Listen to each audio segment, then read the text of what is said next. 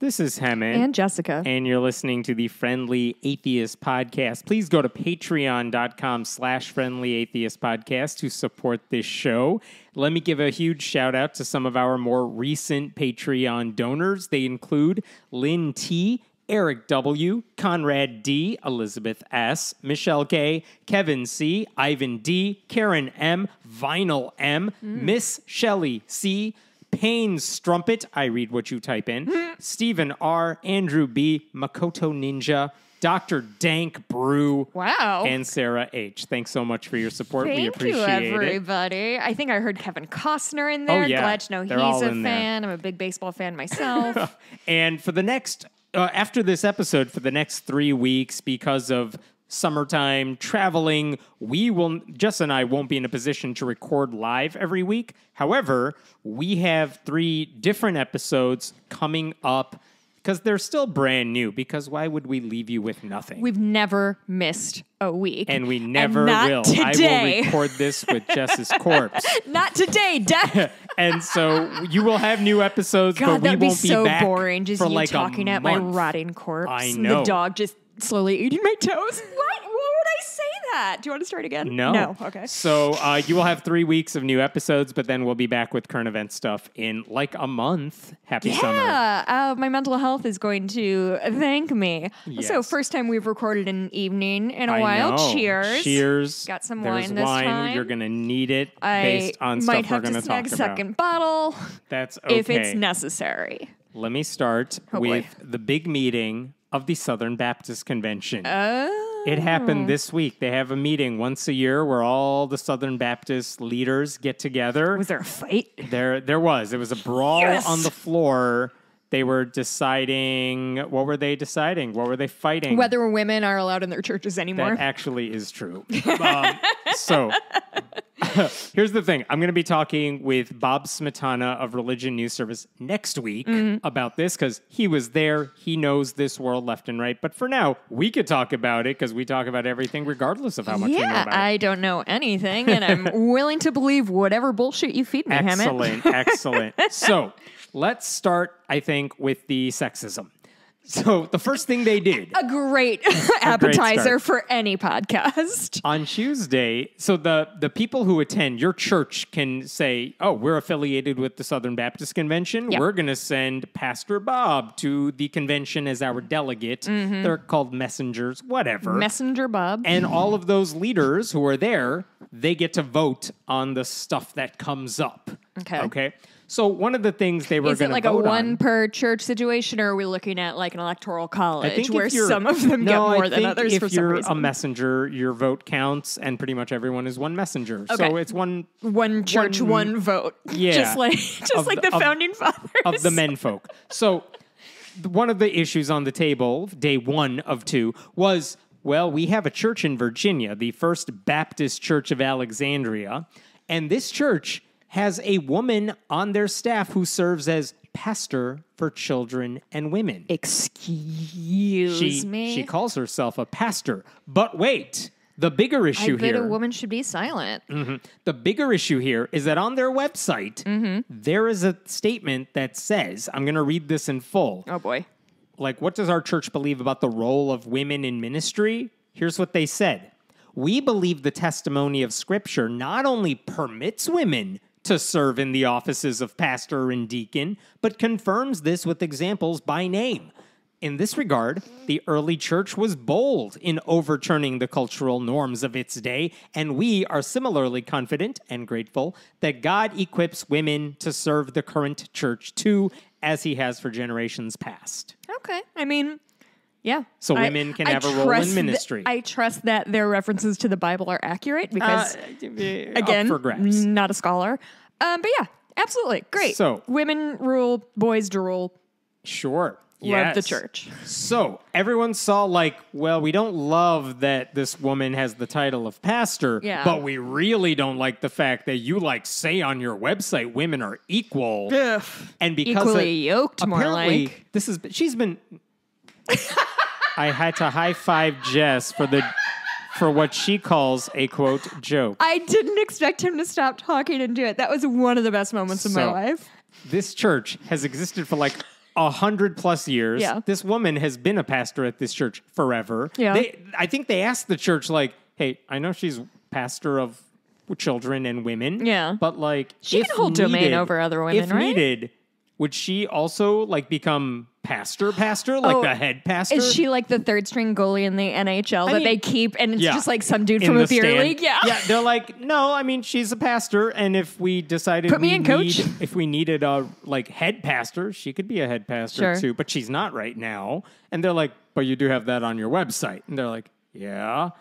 And so 2 years ago, even though she had been in this position forever, and even though the statement on their website is not new, 2 years ago, they just found out about it. Someone ratted them out. Fucking snitches. Yeah. Get stitches. Apparently, according to the Associated Press, the pastor of a neighboring church reported them to the SBC after discovering at the time that they employed 2 women as pastors. Oh. Granted, the senior pastor was male, but who cares? They have 2 women on their staff. Wouldn't you watch a movie about those 2 warring churches? Yes. And so this was up for a vote. And what did the delegates do at the meeting? Ousted them? The vote was 6,759 to ban them, to 563 to keep them. Oh, 90, I thought you were going to say 1. I was so excited. 90% plus voted, kick them out. We don't want them here. Now, how much hooking up do you think happens at these conventions? So much. Because it's just like a bunch of 50-something white dudes. Yes. Oh, pineapples on the doors all everywhere. All over the place, right? Yeah. It has to be. Has to be. Has to be. Mm-hmm. Statistically speaking. You figure out what SBC really stands for while I say, last year, or maybe it was 2 years ago, I can't remember. They kicked out Rick Warren's church, Saddleback, because they had literally ordained women to be pastors at their church. And everyone was like, I don't care if you're Rick Warren. You can't tell women they're special like that. Yeah, and the Saddleback is like, you know how big we are, right? And they're like, don't care. We're kicking you out. And Saddleback's like, yeah, fine. We'll be fine without you. Dorks. And that's kind of where they've been for the future. And now this year they kicked out this church. By the way, I got to tell you, this is not the headline story coming out of this issue. What? It's the grounds for what came later. Isn't the SBC the one that recently split up? No, that was a different Methodist. One. That was the Methodist. Shit, yeah. Sorry. Okay. So, by the way, I got to tell you, this church that was very relatively progressive when it came to women, they very much opposed same-sex marriage. They denied the existence of trans people. All the hits. This is not a progressive church. Yep. But on women can also be leaders. They're like, yeah, we're cool with that. But apparently, bridge too far. These people are heretics. They're too woke. Whatever. Okay. So that's part What's one. That thing, the outrage of tiny differences or something like that. It's just infighting. Then we get to the bigger issue, which anyone at this convention, they can basically make suggestions like, I would like to propose we all vote on an issue. And they all say, I have an idea for something we can vote on. And I think there's so many people who want to do that. Yeah. They like draw numbers like from a deli counter or something. And then they pick like, you're first. It's a lottery. Uh-huh. And like, Jessica, you got called, so come up to the mic, you get to make your thing. And like last year, I think, there was a guy, random dude, pastor, a delegate from some church named Mike Law. And he said, so he proposed what became known as the Law Amendment, which said, if any church puts women on the leadership hierarchy in general, makes them a pastor, let's ban those churches from the SBC.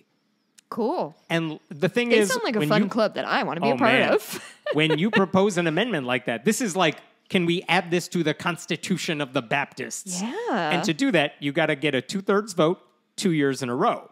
So last year they did this, they got 80% of the votes. Okay, so is whomever is representing this church, are they just sitting in the audience, like listening to people discuss if they're going to kick him out? Wait. Say that again. Like the guy, whoever's representing this church that they're trying to boot. Oh, was that church even there? Was like a guy there, like, hey guys, yeah, hey. They have short discussions. I don't think everyone gets a say. I don't know if that church was there in particular. I just can't imagine how weird that would be. They talk shit about everyone in their crowd all the time. Yeah, that's true. They are a catty bunch of bitches. So last year, this idea to like, let's get rid of the churches that elevate women like that, got 80% of the vote. And it's like, well, you only need 66.7%. They need to do it 2 years in a row, though. So the big question heading into this year's convention is, are they going to go through with that? Because think about this. which churches, all of these claim to be Southern Baptist churches, which ones are more likely to have women in the leadership hierarchy? Probably not the big mega churches that can totally afford and bring in people to run every aspect of their church. You could find men anywhere you want. They're drawing from a very large population there. But black churches have a tradition of having women in leadership positions. Oh yeah, I just saw that on Unbreakable Kimmy Schmidt. There you go. I swear to and God, they may there not was just an episode about that. Mind you, all of these churches say, of course, women can't be senior pastors. Like we all agree. We all agree on that. But can they be like pastors of the lessers? Yeah. Can they be pastors to women? Can PITs, they be pastors in training. Yeah, pastors for Sunday school. Sure. Like all of that. They can oversee like infants, right? That's like the they're question. smarter And than boy infants. And at a lot of black churches, that is what happens. At a lot of poorer churches, rural churches, where you don't have a lot of people to choose from, it's not that weird, even at conservative churches, to be like, I mean, I'm the pastor. Yeah. I'm the man. But you can be pastor of like the kids. That's fine. So the question is like, what came up in discussion this year is, well, what counts as a pastor? What about this? If I say Jessica's the pastor for kids, can I just call her like the teacher of kids, and then does she qualify as pastor? Or are we talking about symbolically, you're still a leader? Oh, that counts. I see. Like, I see what they're arguing about. What counts as a woman in leadership? Also, if women can't like teach children, what the fuck are the women doing around there? They're allowed to teach each other how to cook. But and just then like go home and read by the candlelight. I just thought that was the whole thing of like the women are the ones like doing the actual fucking legwork and watching kids and making the brownies and shit like that. Are they just like hanging out fanning themselves? Yes. That's how I imagine churches. On the plantation, correct. So guess what happened this year? There was so much discussion, and a lot of people were genuinely worried that if we pass this amendment, we're going to lose a lot of black churches, and we're a very white group of people. We're going to lose a lot. It's not a great look. It's not a great look. Is it? No. It's going to get worse. So guess what happened when they took the vote? Tell me. 61%. They did not get the 2/3 they needed. Wow. So the By amendment quite a failed. slim margin. So keep this in mind. 61% of all the delegates are like, oh, yeah, we should kick out the churches with the women leaders. We have no problem with this. But they needed 67. They couldn't do it. The amendment did not pass. So that's how close they were. No, does that mean it's dead, or can they? That means that amendment is dead. And that means if they want to bring it up next year, Gotcha. I mean, they might have to define, what do we mean by pastor? Is it what is a symbolic? woman? What is a There's woman? There's a whole documentary about it. Correct. As Bob Smetana, who I'm speaking to about this thing, wrote at Religion News Service, Southern Baptist churches have long relied on women to teach Sunday school, lead outreach ministries, and do all the behind-the-scenes work to keep their congregations running smoothly. This is a thing that Mikey and I yell at the TV about if we say something and then the person says the same thing right away. I did it. I called it. Now, does that mean all these churches that have women in some form of leadership, are they going to like bolt? Because you could see the writing on the wall here. They don't want you there. But they might stay in because it's convenient. Now, who knows? Do you have a general understanding of like the hierarchy of this thing? Like how difficult would it be to disassociate your church with I don't know that? what the legal contract says, but basically all of these churches, right? all of these churches pay into the SBC to run like mission trips and things like that they all feel is very important. Right. But the SBC is not like the Mormon church where they have like a higher, or the Catholic church, where they have like a small group of leaders and a ton of property everywhere. Yeah. It's very much a small group of people and a million independent like franchisees. And they are theoretically supposed to do their thing, but we're all on the same ship. You know what I mean? So you need to follow certain things to be SBC, which be an SBC stands member for in good standing. Sexy butts and cocks. Nicely done. Thank you so much. Nicely I had to done. write it down so I didn't forget it. So this is what they were arguing about.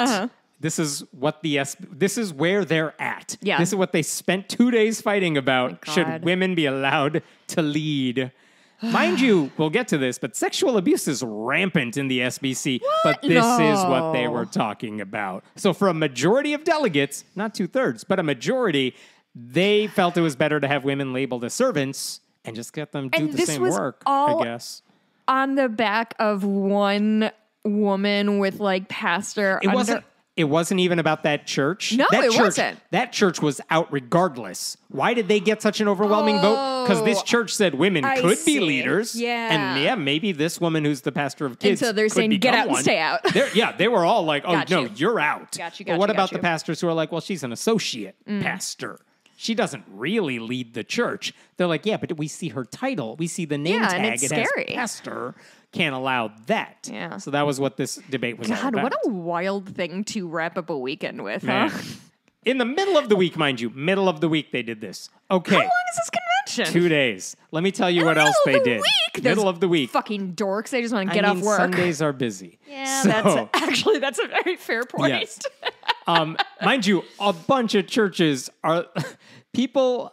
This is funny. Our church, this is according to a pastor who is very much against the no women allowed in leadership thing. Okay. She said, our church decided to take a vote last May, and the decision was unanimous. Like, we're not going to send donations to the SBC anymore. We'll affiliate with some other group. Yeah. And we don't want to be part of an organization that does not fully support women in leadership in the church. Like, they're totally fine being part of a historically racist and currently bigoted organization. Well, you have to draw the line somewhere. But you got to draw the line somewhere. Okay, so that was one issue.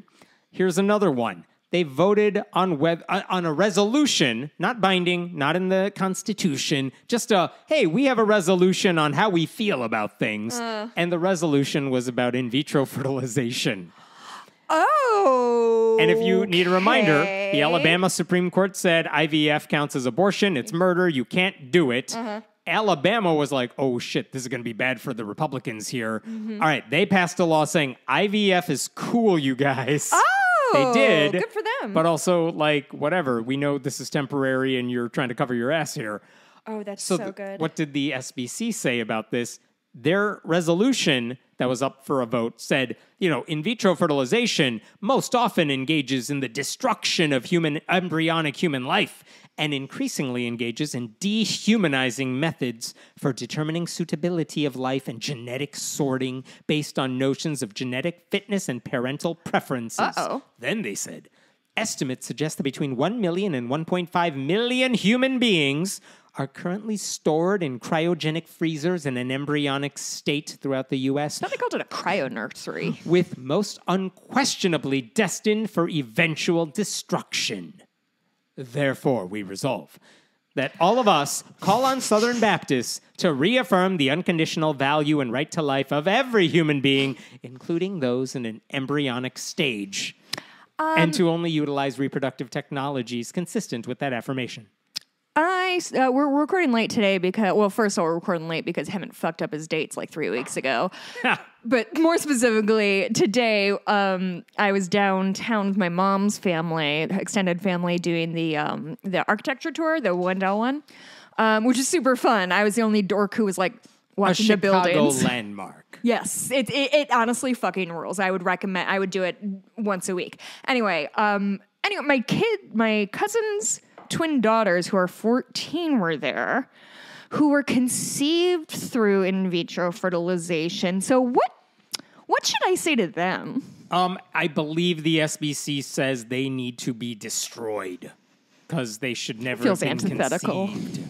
To what their general motive is. The SBC is fine with assault weapons in schools. They do not care about actual human life. They only care about unborn human life. I'm telling you, I am calling this now. I called it like whenever they started with this. This is going to be the undoing of the quote-unquote pro-life movement. This anti-in vitro fertilization thing is untenable. Because who uses IVF? It's people white people. Rich white people. Guess who makes up the Southern Baptists? Also poor white people, and then but some rich white people. Some rich white people, yeah. And this is why a lot of people spoke up at the convention this week, at the meeting, and they were like, I've had kids. You told me yes. My job as a woman is to not be a pastor, but to have lots and lots of kids. And I couldn't because I'm infertile. And so we used IVF. And guess what? I have 17 little children Duggar here. God's army. And now you're telling me this is evil and we're opposing it. Mind you, if a church says you do IVF or you can do if someone in your church does IVF, they're not saying there's any punishment for you. They're just saying as a resolution, we think this is bad. And if you're going to do it, you have to like use every embryo that is frozen and you can't destroy them, even though that's not how it works. Which definitely won't lead to anybody's And you can only death. do like one at a time. Yeah. Like take out one egg at a time to fertilize. No. not 10. We want a litter. I Yeah. want these women to have a litter of children. And At once. Make it easy on yourselves. And maybe they'll all die and we'll just be done with it, right? Mm-hmm. That's the problem taken care of. So they just remember we talked about Oklahoma State Senator Dusty Devers, who said like years ago, before he was in elected office, parents who use IVF are waging an assault against God. Wow, I should tell my cousin Jason about this. Uh-huh. He's going to be upset, I think. Of course, they voted to adopt this resolution overwhelmingly. And this one is scary because, again, it's not that this resolution has any teeth. They're not going to do anything. No. But this tells you they're telling their pastors, you need to start opposing IVF. If someone in your church comes to you and says, I want to do IVF, pastor, is that okay? You need to start telling them, I mean, either no, or you got to do it a certain way, which is not how any doctor would tell you to do it. So, like, this is who where cares it's that it's going. an invasive procedure for the woman? Of course not. And of course, this also means that even though, in theory, they're not supposed to tell you how to vote, even though they do, think about what this means for Republicans who support IVF. You know who sponsored a bill saying IVF was okay? Ooh. Ted Cruz and Katie Britt. Those two Republicans. What year? Now, but it didn't go anywhere. I believe as we're recording this today, Republicans voted down a bill to protect IVF. Really? Yeah. So, like, again, That's what happens interesting. when even Republicans in office Are like, calm down, buddy. Yeah, and they're going to start saying, all right, I'm voting for the more extreme candidate in a primary. Like, they're just shoving everyone further and further to the extreme right. So that's another thing that happened at the convention this week. Whew. By the way, Politico explained it this way. Though the resolution on IVF is non-binding, nearly 13 million Southern Baptists across 45,000 churches may now face pressure from the pulpit or in individual conversations with pastors to eschew IVF, to not do it. Okay, so there's that. They've just picked the dumbest battle. Yeah. That's all it is they've picked the dumbest battle because we talked about who gets IVF. It's wealthy white people. And guess who still has money? Those very self-same rich white people. And they are not going to take kindly to somebody telling them that their human child, whom obviously they worked very hard to bring into this world, should not exist. Or they'll just keep doing whatever they're doing because they're all hypocrites.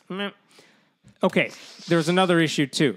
The sex abuse crisis. I did not like that meow that you gave me. It was really disrespectful. For the SBC acronym. So a couple years ago, we learned from newspaper reporters that over the previous decade, more than 250 SBC staffers or volunteers had been charged with sex crimes against more than 700 victims. Oof. We also learned in the SBC's own investigation that a private list of predators that was not shared with churches included 703 abusers, with 409 believed to be like SBC affiliated, not just random volunteers they picked up off the street. It was so bad that the Department of Justice announced it was investigating, quote, multiple SBC entities about their mishandling of these cases. In fact, last month, a former seminary professor became the first person indicted in the investigation. Wow. Not because he did anything to kids, but because he lied to investigators. He pleads not guilty right now. Okay, that's ongoing. But the thing is, a couple years ago, they said, we should kind of do something about the sex abuse. What should we do, y'all? And they basically... like, it's not an issue. You know it's an issue? Women. Women having babies. We hate it. Last year, they said, all right, here's what we'll do. We'll assign a committee, a volunteer committee to deal with this. And they were tasked with doing a few things. One was create a database of the predators. I need to know how many other people on that committee were also named predators, because that would be delicious. So they had to come up with a database of predators. Oh God, they have to use Google Sheets. Of abusers. They also had to create resources for churches. Like how do you do background checks? How do you handle this stuff? So this month, we got an update from the SBC as to how its internal investigations are going. And Pretty it turns good, right? out that volunteer task force is like, we can't do anything. You keep telling us like you're not going to help us and give us resources for anything. So they said, we did put together like a PDF of resources, a bunch of PDFs that churches can use. I bet it looks really good. Yeah, it looks fine, right? Like if you needed help, you could have just Googled this shit, but they put like the SBC stamp on their pages. So fine. But then they were like, the branding, Hammett. When are you going to learn? But the thing they needed was that database, because what happens is, because these are all autonomous franchisee churches, if your church hired a predator and you're like, you didn't do anything criminal, but you're being creepy as hell, get out of our church, then they just move 3 feet over and go to the next church. And none of these churches are communicating with each other. And so these predators just church hop and church hop. It's not like the Catholic Church where they know exactly who you are and they're sending you there. Yeah. These they're churches, aware that they're sending predators out into the world. These people aren't necessarily aware. Right. So these guys Probably are just though. church hopping, getting kicked out of one place, going to another. But the task force said, we can't do this database, one, because you're not giving us the funding for it. Yep. And two, you keep telling us we're not letting you do it because we're going to get sued. Because if we dog, that's the fucking point. If we put this list together, unlike the reporters who have like First Amendment, like you were arrested, this is a public record. We can put you on a list of known predators. The church doesn't necessarily have that protection. And they're like, maybe having an Excel spreadsheet or a Google Doc somewhere remember there was an issue years ago where like a bunch of women said in the media there was a bunch of problematic men. And so they started setting up a Google Doc where people could say Jessica and I had a weird thing and she did this or whatever, name the guy. And they said, this guy works for this outlet, did this. It's not criminal, but it was very uncomfortable. And they got sued over it. The doc had to come down, whatever. And especially if they're not charged with a crime, you can imagine the legal liabilities for putting together a list like this. But the fact that that's a really interesting kind of legal question, isn't it? But then, okay, get the guys who are charged with the crime, make that list. I mean, you have lawyers. You could pay people to navigate the legal things. The SBC in 2023 alone raked in over $10 billion. They could fund abuse reform if they really wanted to. They would not even notice the money was gone. But they you put together a volunteer task force to do this. They don't care. No, of course they don't. We talked about this last month. Lifeway Christian Resources, which is an arm of the SBC, they released results of a survey of congregation leaders. Not a scientific survey, but a self-selected, hey, fill out the survey, and a bunch did. And they found that only 58% of the respondents, church leaders, 58% said, we do background checks for staffers who work with kids. I'm sorry, 58? 58 only. Jesus fucking what do you think? Christ. And those are the ones who responded. What do you think's going to happen now that they clearly don't care about the abuse thing? And I think the task force is here, executive committee, who is also a whole bunch of guys who don't care about this stuff. You handle this now. Truly, at the barn I work at, you have to get a background check if you look at a horse for too long. Yeah. We have also talked about, this is the other thing they did at the convention. Bart Barber used to be, for the past 2 years, the head of the SBC. He appeared on 60 Minutes to do an interview in the wake of the sexual abuse crisis. Affable guy. He comes across as a nice dude, but his beliefs are horrible for all the reasons we've been talking about. Well, he's done. You can't do more than 2 years there. And so they had to elect a new president. They elected a guy named Clint Presley. White gentleman? Clint Presley. He's white gentleman, I asked? He is very white. He's a Clint megachurch. Presley? Yeah. Whew, that's an all-timer, huh? He is a megachurch pastor from North Carolina. He basically represents a fairly conservative wing of an already conservative denomination. The Religion News Service article about his election said, in paragraph 1, mind you, that Presley does not wear jeans in the pulpit. Which is supposed to give you What am I supposed to take from that? He looks Is that a compliment or an insult?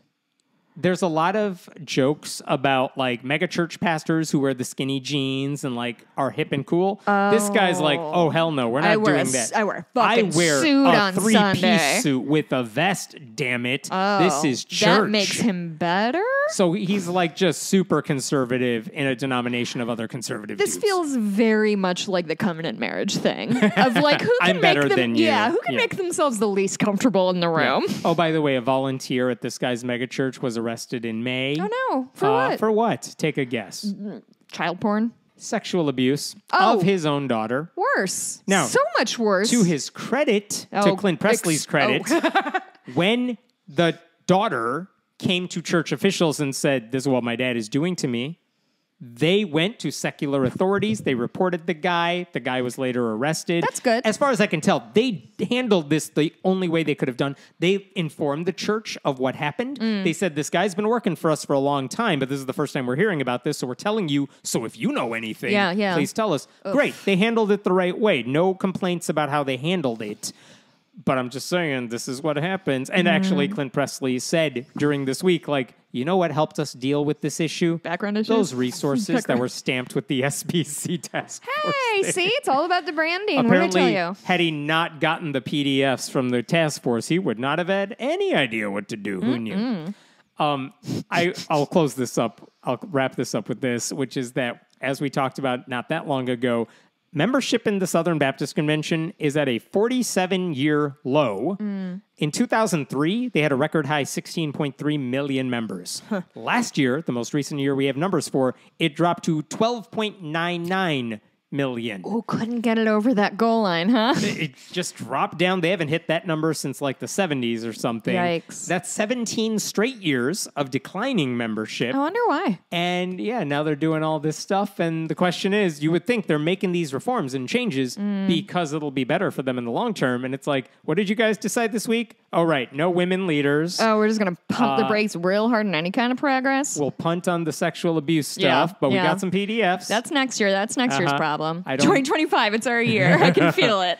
I don't know how this helps. They're just sitting around saying, well, I think the deck chairs on the Titanic should be arranged this way. Right. Like, I don't like this song that the band is playing as the ship sinks. Right. This is...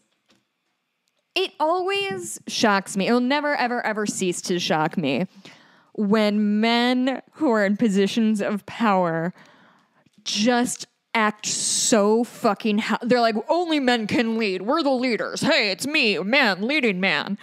And like, as soon as the smallest thing comes up, they're like, listen, we have no fucking clue how to deal with any of this shit. They can go... Like, we're giving you a chance, guys. We've given you so many chances to be men and good leaders, and you've just failed. I don't know. I had a really good rant going and haven't fucked up the audio, so who cares what I was just talking about? On. Keep going. Keep going. It was an all-timer, you guys. It was a real good rant. We got it all. Okay. I'm going to talk.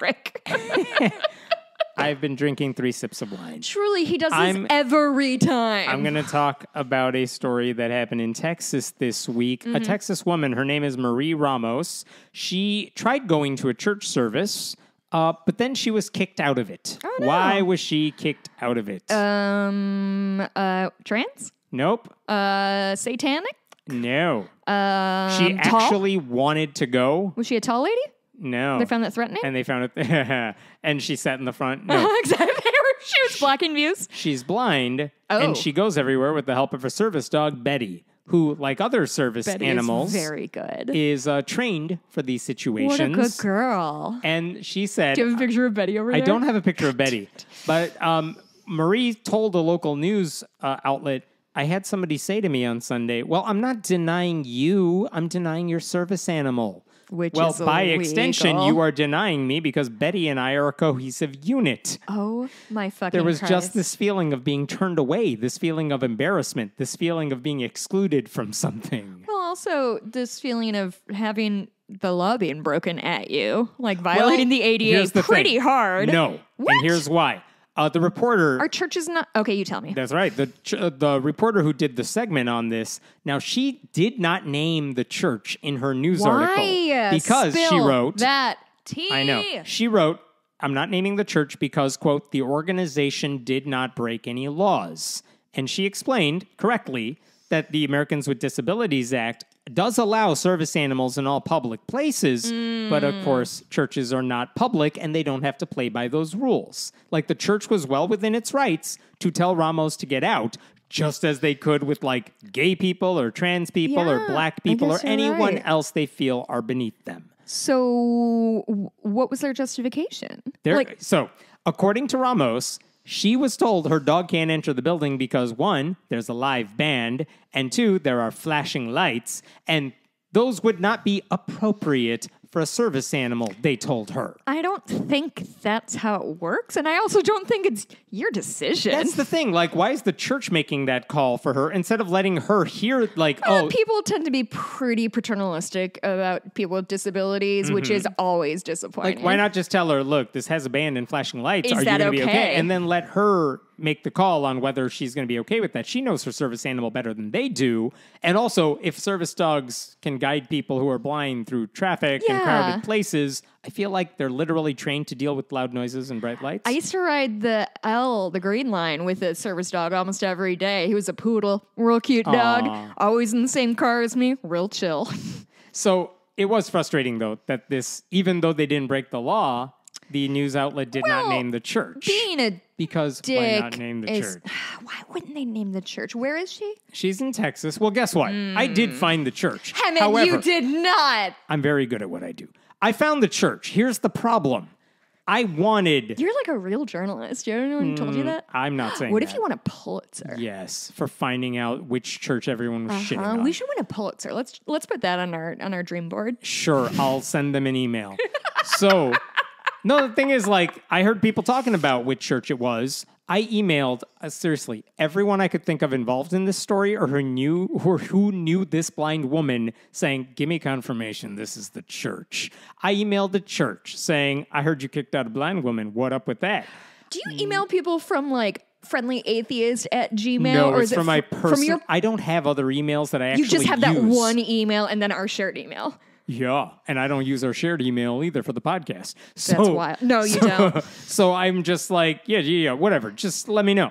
And none of these people, including the woman in question and including people who said they knew her, none of them would respond to me. So as of right now, no one will confirm this. I even emailed the reporter. I'm like, so is it happy this right church? now. Can you tell Are me? we breaking news? No, we're not. Oh. I'm not breaking it because, again, Are you not going to say it? No, I need confirmation that it's that damn church it. and no one will give it to me. And Why do I without care? I'm not that- going to know it. Yeah, you won't know. It's fine. But the whole point, I think this is the takeaway from this. In so many situations, like the government is more moral and ethical. Like they're supposed to set the low bar for what you're allowed to do. Like here's minimum wage. But you can go above and beyond if you want to. And that's what good companies do. Like if they say, yeah, here's what the ADA says. You got to make sure disabled people with disabilities have the ability to get in the building, have a ramp or what. Your church should be doing that automatically. Why would you not? You're supposed to be better than the government. And here's a perfect example of the government being so much better than this church. And by the way, this is not the first time this has happened. I did a quick search of this stuff. In 2019, there was a church in South Carolina. Their slogan, wherever you're from, there's a place for you here. They kicked out a legally blind man and his service animal, and they didn't even make an excuse. They just said animals aren't allowed here because of safety. Okay, in 2012, I went back for this. There was a 5th grade student with diabetes who attended a Christian school. They kicked her out because her dog, they said, would be distracting or make a mess in the building. Wow. And it's like an episode of Serial. That student later her parents transferred her to a public school. And guess what? Everything ended happily ever after. Fuck, man. Yeah. So Jesus healed the blind. These Christians are like, get the hell out. No, you make me uncomfortable when you're near me. Therefore, your experience is invalid. I guess fuck yourself. The silver lining here is in Ramos's case, she found out really quickly, don't go to this church. Like some people, it takes decades to find out you shouldn't go to to be fair, church. if she's in Texas, she can just trip and fall into the next church. Yes, that is very true and very sad. Let me talk about a different story here. So get this. Late last week, dozens of members of a group called the American College of Pediatricians, they issued a statement basically urging healthcare professionals to not offer gender-affirming care to minors. Like nothing. Don't let them dress in a different way. What? Don't forget even like surgery or hormones. Not They're even like no affirmation. Don't let them dress like the American opposite Academy of gender. Pediatrics? We'll get to that. Oh, okay. So They just don't do anything to affirm that they are a different gender than what we say they are based on their birth certificate, right? They said, we have issued a statement. It's called the Doctors Protecting Children Declaration. They had a website put together with the declaration, and they even held a press conference where a lady wearing a lab coat stood up. She's the director of this group. And I'm going to play you clips of what she said in the press conference. There were several people speaking here, but I'm just going to play you clips. These are edited. Like, I didn't show 4 minutes straight through, but it's like 1 minute with some cuts in between. But here's what she said, not taking her out of context, just trying to shorten the clip. And we have serious concerns about the physical and mental health effects of the current protocols promoted for the care of children and adolescents in the United States who express discomfort with their biological sex. Medical decision-making should be based upon an individual's biological sex. It should respect biological reality and the dignity of the person by compassionately addressing the whole person. We are here defying the claims made by these medical organizations in the U.S. that those of us who are concerned are a minority and that their protocols are consensus. They are not consensus, and we are speaking in a loud, unified voice. Enough. Okay. So that was Dr. Jill Simons, who is, I believe, the, I think, legit doctor, but I don't know of what. But she's the executive director of the American College of Pediatricians. And if the goal of this press conference was to get attention, it worked, because that video was shared by pretty much every anti-trans propagandist on the right. Elon Musk retweeted it. Oh, well, if Elon Musk retweeted it. I mean, the Catholic News Agency hyped the statement as well. And this was an interesting one. The guy who shared it in the way that made it go the most viral, who said, like, the American College of Pediatricians just put out a fire emoji statement calling out all the major medical organizations by name for pushing the gender transition craze on kids. Now, okay, I worked and still do work in the sort of medical miasma and I work for a pretty major medical association now, and I have done for a while.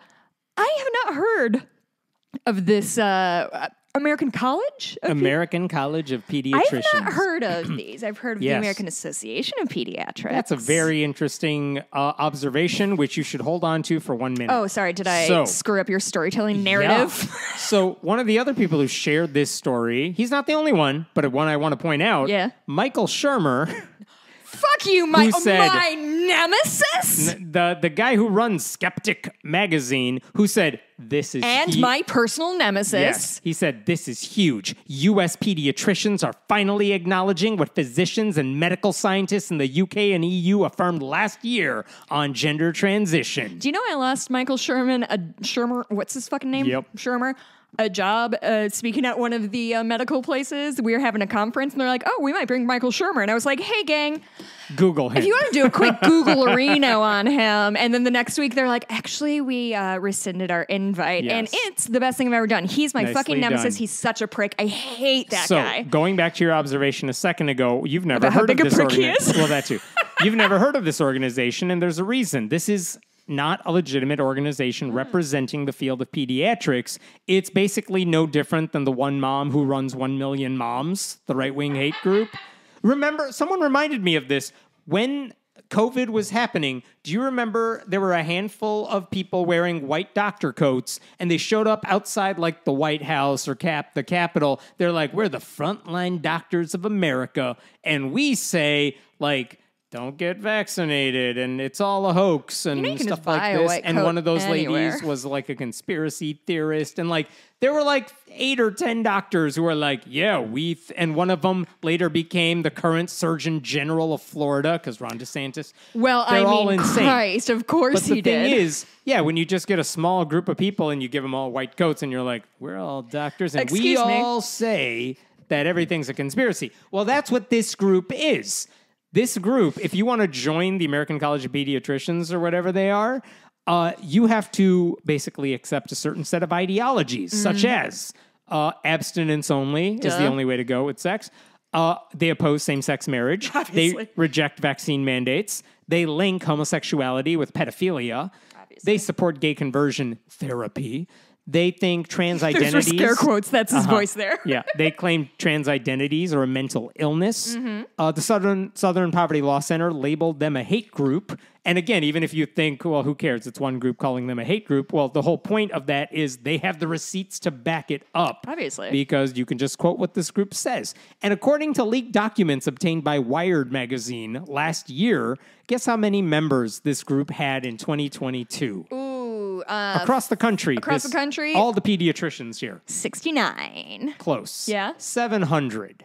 Now, the group you are thinking of that actually represents pediatricians, the American Academy of Pediatrics, Yeah. Familiar. has 67,000 members versus 700. That seems here. more.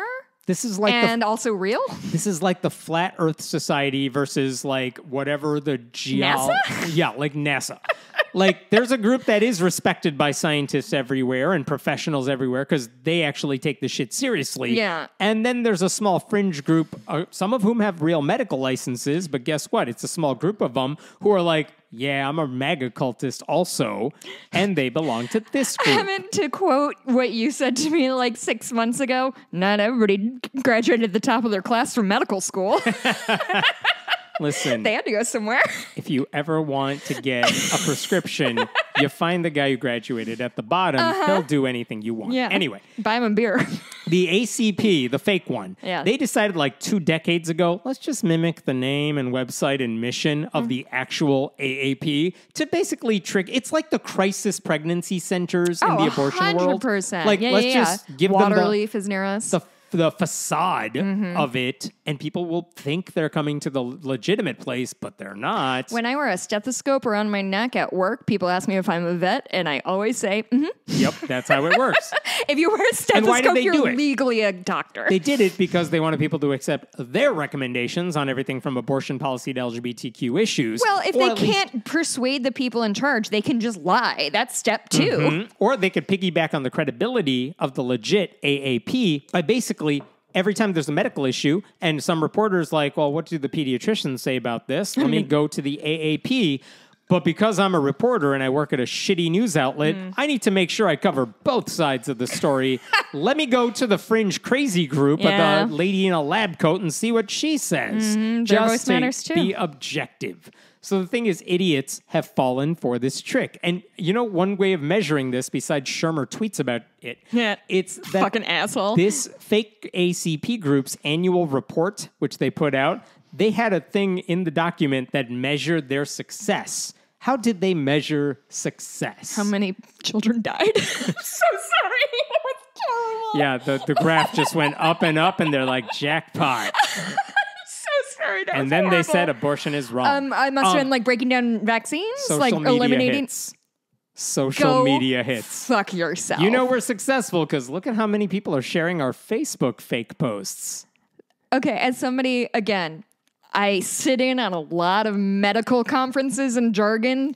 Not once did they talk about their social media hits. Yeah, because they're of- busy talking because about one, diabetes care no in rural one's- America. They have shit to do. Because no one's reading what actual professionals have to say about anything. Right.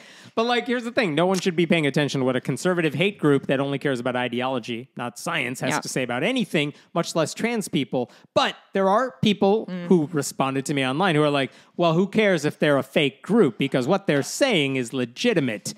Okay, here's what you need to know about that. Well, this that's is from a terrible argument. It is a terrible argument when the only people who are supporting the bad ideas you have are the Our hate groups. fellow idiots. Right, maybe that should give you pause. But It's the thing where if you're sitting at a table with 9 Nazis, you're actually sitting at a table with 10 Nazis. there you go.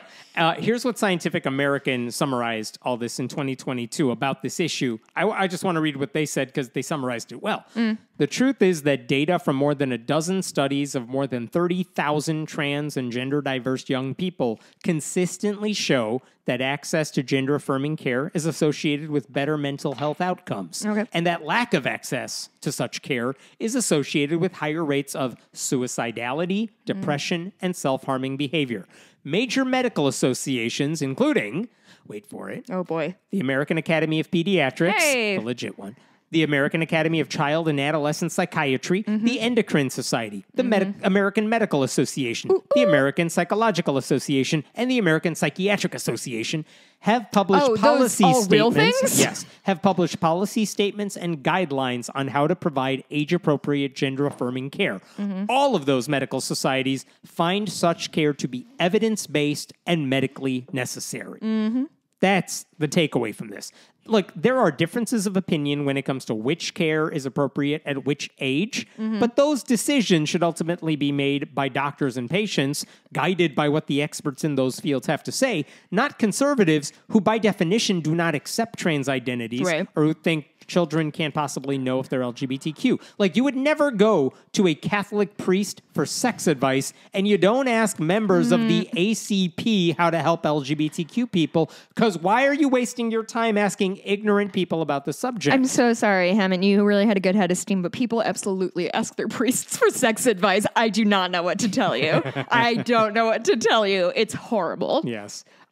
By the way, Shermer... Oh, that's so fucking funny. 2 days after this, Come on, and after Shermer. I wrote about it, he was like, all right, I got people telling me... I'm paraphrasing. He's like, I do have people paraphrase. I looked at Wikipedia, and I saw that this group Fucking idiot. is some hate group. However, what they said was basically right. When he was a dick to me, like 10 years ago, 12 years ago, I was halfway through his book, and I just stopped reading it. So now... Man, that's a big... Yeah, it was really brave of me. Thank you for noticing. Nicely done. You didn't read a book, you brave soul. I'm going to tell the story on the bonus of my origin story of my feud with Michael Shermer, which he's not aware of. But I sure fucking am. I'm going to tell that story, Perfect. Michael. I want to talk about a different guy. This is a Kansas pastor. Here's his idea for Pride Month that he announced on Instagram. And it has backfired. Oh, boy. He posted, his name is Kyle Lamott. I'm saying that because he made it public. He's the pastor of Wichita's Exodus Church. And he said on Instagram earlier this month, he showed a picture, I think it's at his church, of like literal shopping bags full of books and then books on the shelves, books everywhere, just a little nook with books everywhere. And here's what he wrote. I'm just going to read it. It's Pride Month, a good time to recalibrate what it means to love your neighbor. One way you can love your neighbors and your community is to gather together some of the men in your church, only men apparently, and go empty the local library of all their LGBTQ plus books. Start with the kids' books and work your way up. This really is a great way to love your neighbors and serve your community. Are they going to ransack my queer romance novels? Because how dare. So I spent way too much time zooming in on this picture because I'm like, to see what books? Check out. Yeah. Because do you have the picture up? I do have the picture. These are big books. Like, these are not children's books. Those are big ass adult novels of sorts. And like some of them have rainbows colors on it. You can tell. That's how you know, apparently. But a lot of them, you know what I did spy in there? A Deepak Chopra novel. I'm like, buddy, first of all, you can keep that one. But two, like, what does that have to do with LGBTQ anything? I mean, when you get really mad about gay people, you start getting racist too. It just blends together sometimes. So I had so many questions. One, why the misogyny? You didn't need to put that in there. Like, apparently only men can check out books. Like, don't let the women folk in your literature. They might open up the books. Here's a non-gay thing to do with men. We learned it at the men's conference we went to. With the pole dancer, yes. And then why these books? Because there clearly was no rhyme or reason behind the books they grabbed. It seems like they just grabbed anything. Did they just walk out with them and not check them out? I think there was a table at the library, like a pride display. Yeah. And they grabbed everything on that shelf, and then they seemed to grab everything adjacent to it or something. I don't know what the rhyme or reason is. I found in that But they surely couldn't have checked them all out, right? Did he just walk out? I think there's a 50-book limit. That's really upsetting. But I think if he and like 3 buddies went, you could check out a bunch of books. 50-book limit? I don't know. It might be. But he checked out at least one romance novel, which I don't think was same-sex. I don't know. Which one? I don't know. There was a book about Black Lives Matter. There was a biography of tennis legend Billie Jean King. She's queer. But none of these are like, what are you doing? Yeah, but what if you read about how good she is at tennis and it makes you gay? I don't know why you don't understand the risks of children, Hammond. Yes. Children are going to read that book and then go, what? I want to be a professional tennis player? A famous I want to be a famous athlete. tennis player. Shoot for the stars, kids. Yeah. Even if I mean, I'm glad they got the Deepak Chopra book out of there. But again, what's the point? Okay, so a Who is library. this for? Here's the thing. A library exists so people can check out books. If a book is not available, visitors can reserve it. They can check it out next time. So like whatever the pretend heroism that was going on here to stop people from checking out LGBTQ stories, at best, you delayed it by like 3 weeks. So he's not. He's not going to like destroy these books. We'll get to that. Oh, okay. So, like, it is important to know, by the way, that a book doesn't have to have a rainbow on it to include LGBTQ characters or That's situations. not true. There were no queer people before 1985. Like, this church is in literature. literally- You this read The church- Great Gatsby? This church is literally judging books by their cover, or at least taking whatever was on display on Pride That's a Month. nice little turn of phrase you did And the there. thing is, everyone's dunking on this guy, Yeah. including the Wichita Public Library System, which posted on Facebook, "Happy Pride to those who celebrate. We learned that a local religious leader is emptying libraries of LGBTQIA plus books as a form of protest. Remember, your library's collections reflect your community, Yeah. and when books are checked out and not stolen, that's so wrong, the data justifies that we should buy more to meet community interests." Oh, so good. And then the director of this particular library, where he went to, Tom Taylor, he said the protest strategy would likely backfire because checkouts are an indication of demand for certain materials. Quote, "When there's a high demand in usage of books, those are the ones we want to keep and even replace if they get damaged or are not returned." Oh, this is delicious. If the strategy is to get them away from kids, in the short term it would work, but in the long run we'd be more likely to buy those titles because of the usage.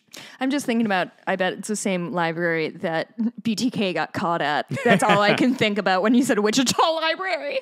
Like- Do you know how he got caught? It's a cool story. I'll tell it in the bonus. All right. So here's the funniest thing about this. I thought it wasn't even those statements. It's that I don't think the stunt worked because the library was like, we didn't even know this was happening. The Wichita Public Library officials said they highlight LGBTQ books with special displays during Pride Month.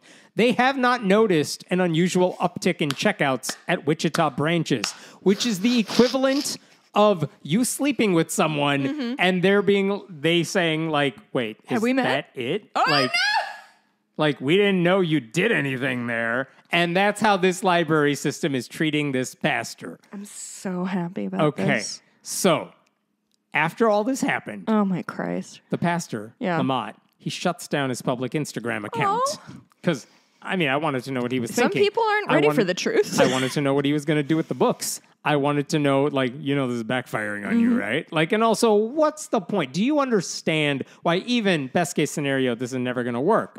So I reach out to this guy too. Oh my He did God. not respond to the NPR station for comment. I think because they didn't give him enough time. But he responded.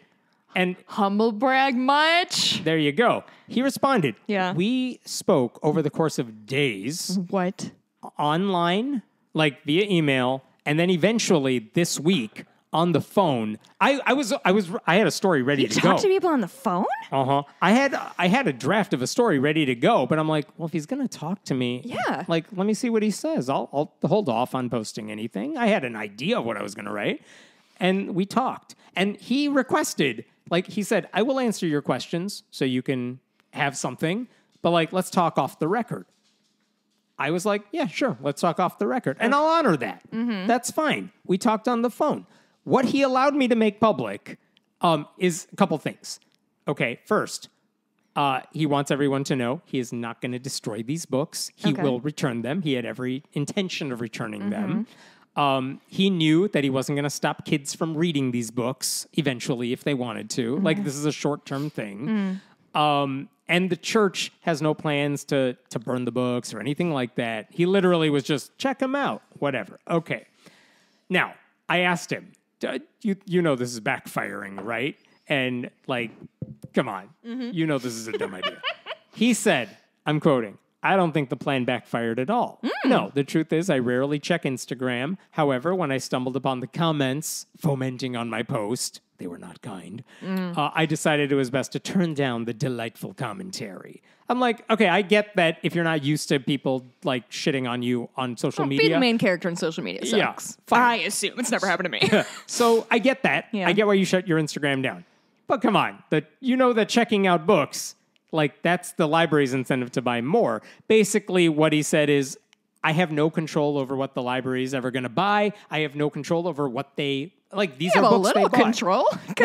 Not as one dude checking out a book. He's like, I know, I'm but- not going to stop them from buying books if they feel whatever criteria they use. He has no control over it. Mm-hmm. So he's like, I don't care what they do with this. If they end up buying more books like this, like that's out of my control. I don't care. So he didn't feel that it backfired, even though everyone was dunking on him. Sounds for like it. he's a little bit in denial and trying to Maybe. save face. Okay, so I asked him, why do you think these books are bad for children, right? boy. Like straight up. What do you think? Because if the argument is they are age inappropriate, they have sex scenes, but they're for children, or they're telling kids things that you think are bad, like at least I could understand where you're coming from. But a lot of the books that he was pointing at, like we said, the Billie Jean King one, like Take Your Poison, these are not books that get. What do you think's going to happen if a kid reads these particular books? Again, as we discussed, they'll become a lesbian tennis star. He brought up the book Genderqueer, which is, I think, the most banned book last year. Oh, wow. It's a graphic Congratulations. novel that he said normalizes different gender identities. And he did bring up books that were sexually explicit, but like they were not the only ones he checked out, because this is where I was questioning him. I'm like, yeah, but if you only checked out those books, I kind of get it, but that's not what you did.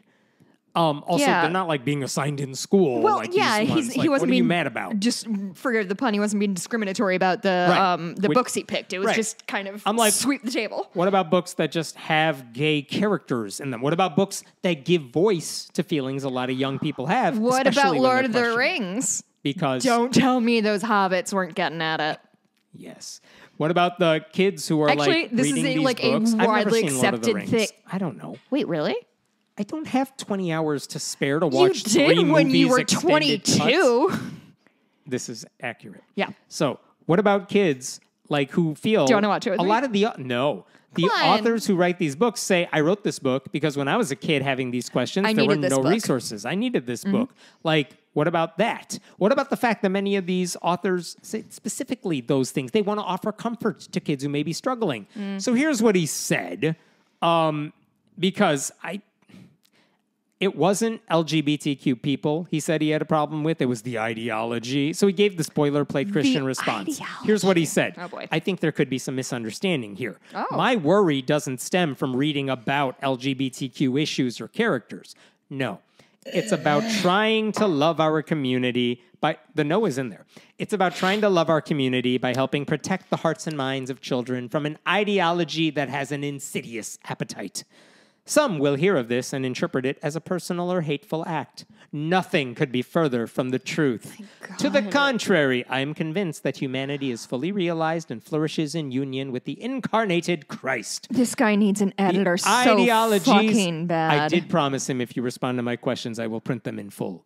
The ideologies promoted in God. many of these books aimed at children is an ideology that dehumanizes. Oh, yeah? In what way? What does dehumanize mean to you, my dude? That's the end of his answer. So, like, to me, That's the end? showing kids that there's nothing wrong with them if they have a crush on someone of the same gender or they feel like they're trapped in the wrong body, that is an act of love, showing that there's nothing wrong with them. Like, in that way, these books can save lives. Furthermore, that message is not one people in his church are ever going to hear, which means those kids who have to go to conservative churches and who are taught to suppress who they are in order to align themselves with whatever the incarnated Christ wants, they're going to struggle even more. They're the ones who need these books. Like, you don't show love by censoring in any way books that call for common decency and basic humanity by basically helping readers understand LGBTQ lives and people. So I asked him, what harm did these books really cause? What's the ideology you're worried about? And then here's his answer. You tell me if he answered the question. Oh, God. Because I asked that specifically. Children Let me are get the comfortable. children are the most vulnerable in any society. The ideology of many of these books prey upon the God-given dignity, beauty, and worth of these little ones. Sorry. My hope is that parents, children, or any other readers of your article would look and see that there is truly a glory and freedom to being made in the image of God and to provide that which is true, good, and beautiful for children. I think... Oh, I so stopped listening. Was yeah, it good? that's fine. No. Okay. If you think children only have worth if they're cis and straight, which is what I took away from his answer, then your religion is not teaching you to love people, and you should stop pretending otherwise. If you do love children, then you should want them to love themselves, which is what these books do. You know what doesn't help? Telling them they're sinners who need to change who they are to fit into some Jesus mold. Yeah, because what you're doing then is tacking on to the gender dysmorphia with just some good old-fashioned trauma. Yeah. So then finally, I asked him, Oh my God, I want to why know. did you keep talking to me? So boring.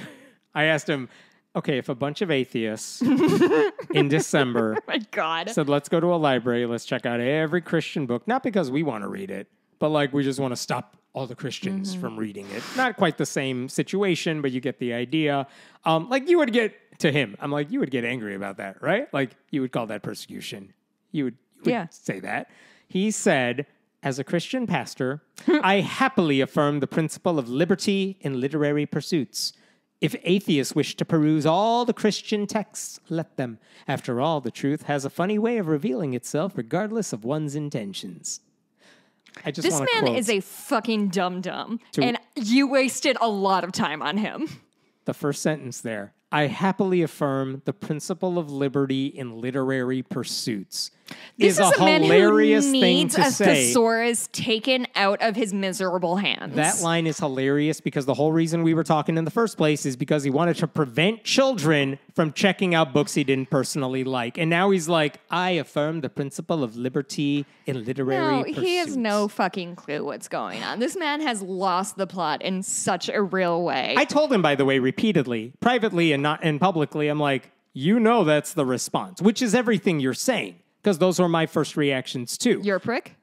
Basically, I'm like, you know this makes you look really bad. It doesn't matter what's in your fucking heart. What you are doing is trying to keep queer books out of kids' hands, and that sucks. And I think I told him that repeatedly. He heard me. We talked. Did he hear you? I think whenever I go into these conversations... Did he hear you with his heart? Every time I go into these conversations, it's not to change their minds, because it's not going to happen. It's more just... I want you to know what the reaction is, and then give me your response to that. Not the trolls.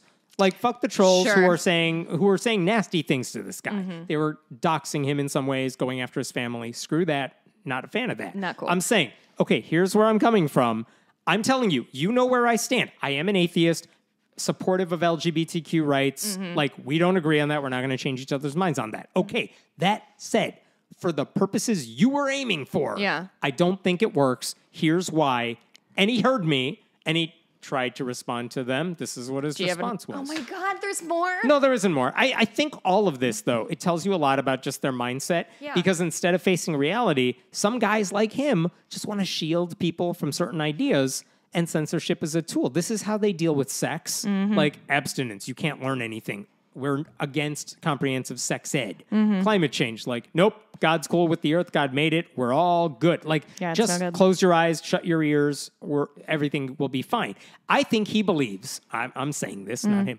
I think he believes if people never learn about LGBTQ issues or read about those characters, then they'll never become LGBTQ, which, as anyone... who's paid attention to history or the world? Life could tell you that's not how it works. Like, kids who are gay or trans will keep being gay or trans. Whether they can accept that and whether they make it into adulthood, that's an open question. Yeah. What doesn't help is withholding this information. I mean, and also I think it's worth putting this in context that in the middle of the 20th century, it was not only illegal to be gay, but there were like... J. Edgar Hoover had sting operations to catch gay men.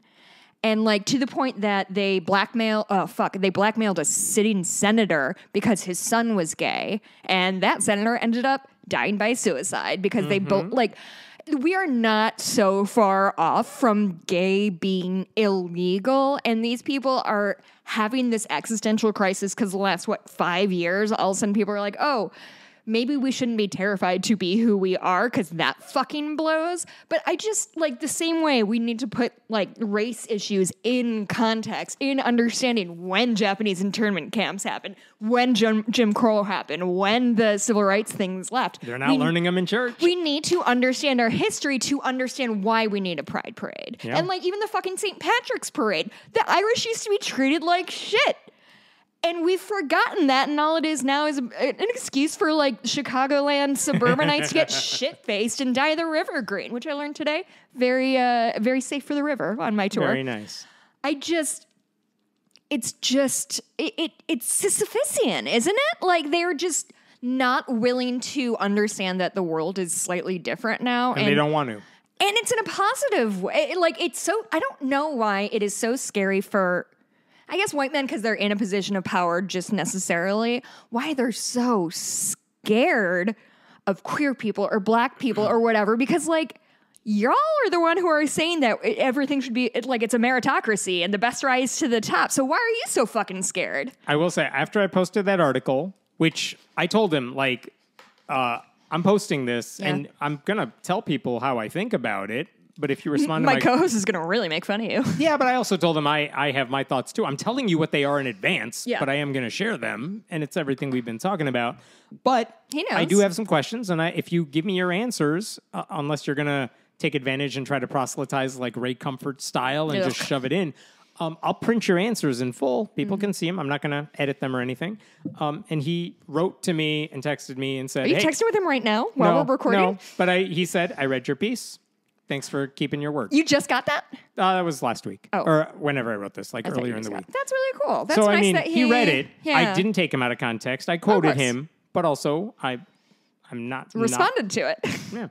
So, okay. Wow. I got one last story for you, only because I don't think this one can wait a month next time we talk about stuff. So, 2 Christian couples are suing the state of Vermont because officials there said these couples wanted to be foster parents, and Vermont officials said no. And the reason was, you guys are not a safe place for kids to stay because we may place LGBTQ foster kids in your home. That's part of the deal. Yeah. It might happen. Yeah. And you are making it very clear you are not going to be supportive of them. So we can't place them with you. And so they rejected these couples. These 4 people, 2 couples, are now suing the state. Was it based just on, like, anti-LGBTQ stuff, or is there more to No, that's this? pretty much it. Okay. So here's the thing. Wow. The names you're going to forget. It's fine. But there's 2 couples, the Waddies and the Gants. And basically, here's the thing. Both couples, they already have taken in foster children in the past.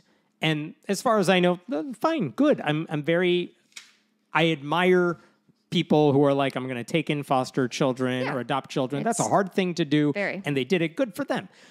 But a couple years ago, the Vermont Department for Children and Families, they revoked these people's licenses because the couple said they're not going to accommodate trans children or kids even exploring their gender identities. And then a couple years ago, the state updated its policies to require foster families to affirm those kids. Wow. By, among other things, you have to use their requested pronouns. You have to allow them to dress how they want to in accordance with their gender expression. Basic stuff. We are not talking about you have to take them in for surgery the second they say. No, just basic stuff. And now the couple's attorney, and when they said, yeah, we can't do that, that's when they got rejected. Now the couple's attorneys are with the right-wing hate group Alliance Defending Freedom. This is how they put this story. The couples express their religiously inspired and widely held belief that girls cannot become boys or vice versa, which is not how being trans works. They don't magically flip a switch, whatever. Vermont's policy, solid. If children it's a good piece of business they've got going. If children placed in the care of these couples happen to be trans, these homes are not going to be a safe place for them to go. Like, the state did not reject these couples because they're Christian. No. They rejected them because they're bigots who are not safe.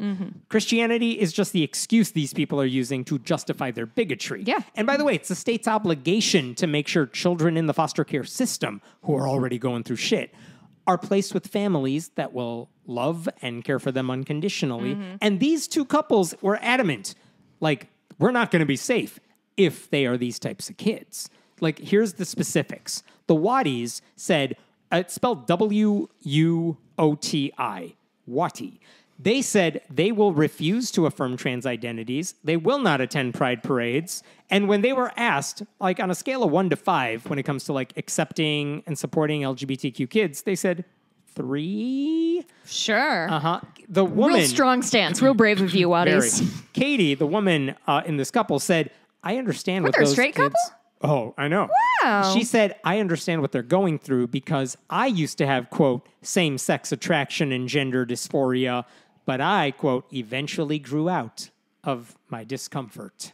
It is not clear to me if when she was younger... I don't know what to do with that. I think when she was younger, she may have been a tomboy, proverbially speaking. Sure. And she is saying...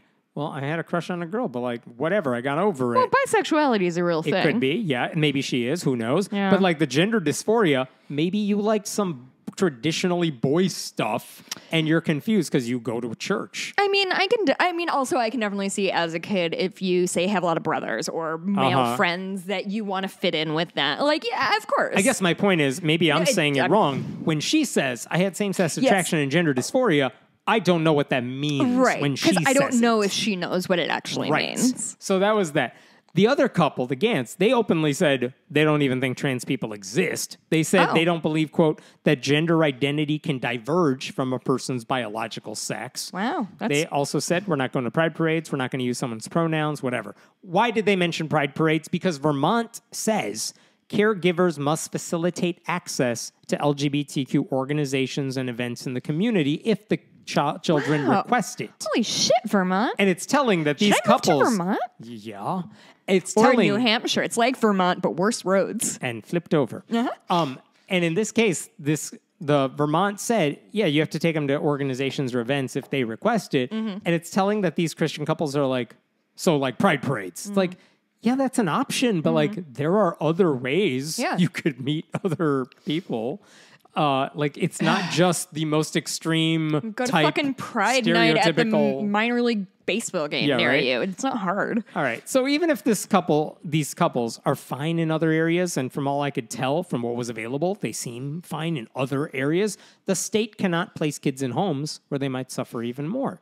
And I know that sounds frustrating because there are always children who need homes. There are always people eager to take them in. And you would think, well, then just put them together. But the state's obligation is to protect the kids, even if that means not putting them in certain homes for certain reasons. Well, and I think there's also, if you'll allow me, an argument to be made that maybe if there's so many kids in an already overwhelmed foster care system, maybe we should make birth control easier to obtain. That would be kind of a stopping the problem at the source. Alliance Defending Freedom, their lawyer said, Vermont is putting its ideological agenda ahead of the needs of these suffering kids. It's hard to take them suffering. I'm sorry, if you think they're suffering so hard, just say I will call this kid him. I'm not going to check their pants. This is the same group, ADF, which is responsible for the overturning of Roe v. Wade and the subsequent suffering of pregnant people across the country. I just got so mad again. So they do not care if you are suffering. Let's be clear about that. As long as their Christian-fueled hate takes priority, the rest of y'all can suffer.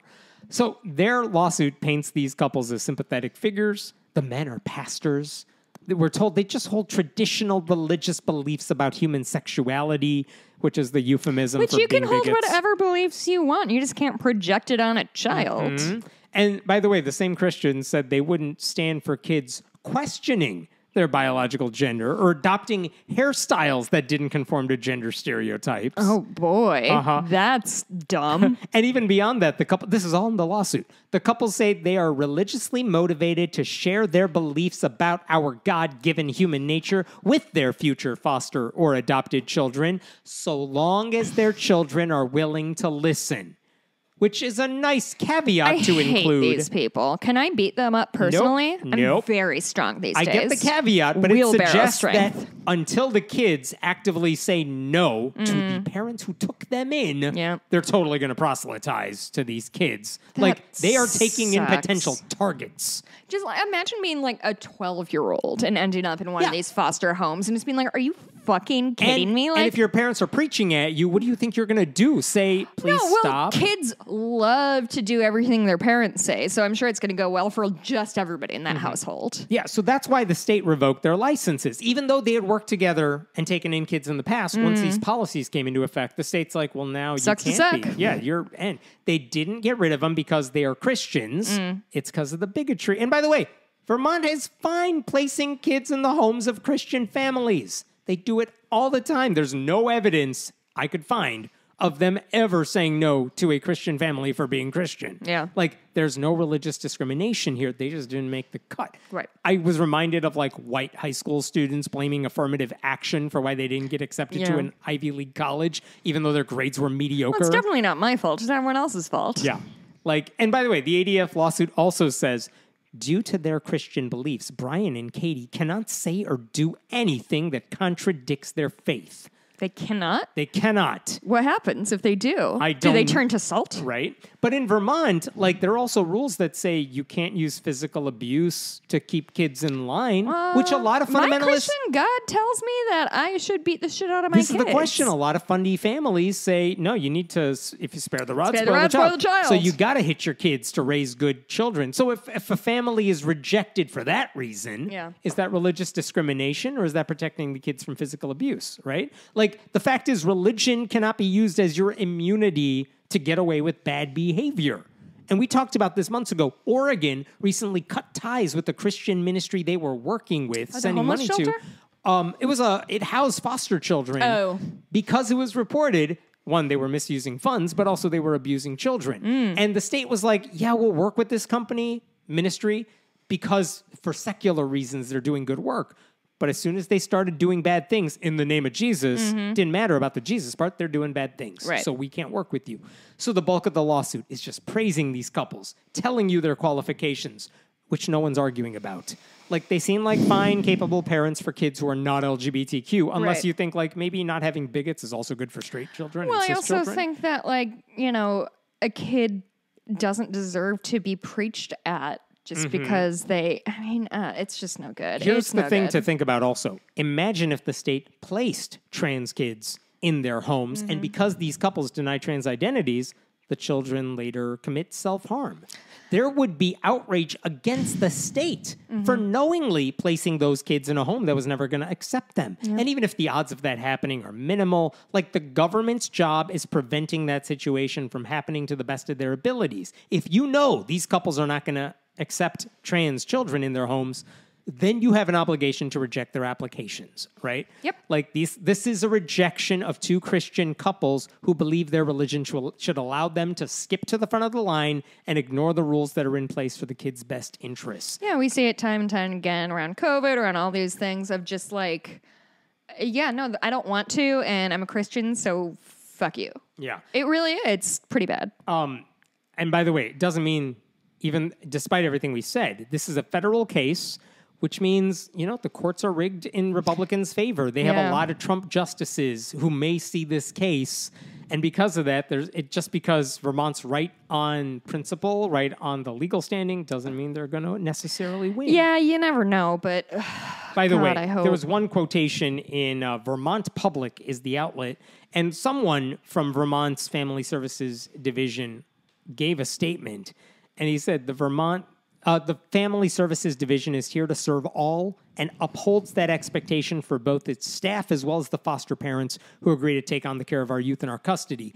And that person also said LGBTQI plus youth in foster care have higher than average rates of substance abuse, human trafficking, and suicide. And the state's policies are meant to help improve those outcomes. Yeah. That's what you say when you care about their safety. Yep. Which these couples don't have the guts to do because their Christian faith tells them to do the opposite. Yep.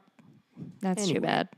I think I'm done. And that means that 2 Good Homes are no longer available because... Seriously, all you have to do is not be a bigot, and they're like, yeah, but I'm Christian. But I do love hating trans people. Yep. Hard to weigh those things. I mean, because they're bigots, and if they're inspired by their faith, then their religion is the reason Yeah. 4 groups can't be together. Yeah. That's too bad. Their damn fault. Their damn fault. All Too right. bad it had to be like that, though. Before we leave for the summer, what have you to say? I know, I'm kind of jealous because you're the one traveling and I'm not. And I feel like we're going on summer break, but I'm like that kid who doesn't have any spring break plans and just is going to stay home in their basement. That sounds awesome, by the way. I mean, that's what I'm going to do anyway, and I'm going to be very happy about it. What are we talking about in bonus? I have a fun anecdote from some work I did at the AMA that was said on a podcast, so it's like public record, and there's no names, but it's about like sex positive healthcare. Okay, and it's a really sweet anecdote. And then I'm gonna talk about my feud with Michael Shermer. Excellent. And how the BTK killer got caught. All the same Which story. is the second time in 2 weeks I brought up the BTK killer, because last time I talked about a woman who interviewed him for his book. All podcasts are ultimately about true crime. I so mean, that truly, tracks. we can't get away from it, can we? Go to patreon.com/friendly atheist podcast to support this show. It's summer. Like, support the show over the summer. Leave us a review. Well, that was quite a Join good, the strong Discord. pitch. Go to Facebook. Yeah, we're on group. Facebook. It's a really fun group. It's a nice group of people. Discord's probably fun. They don't tag me anymore, so I don't know what's going on there. The Facebook group makes fun of us more than anything. I love it. Yeah, it's pretty good. I like it a whole lot. Anyway, we'll see you guys in July. We'll see you in July, but there will be new episodes in the weeks to come. We've each done Interviews and stuff like that. So there'll be both Very of us in interesting there. ones. All right, we'll see you soon. Bye. Bye.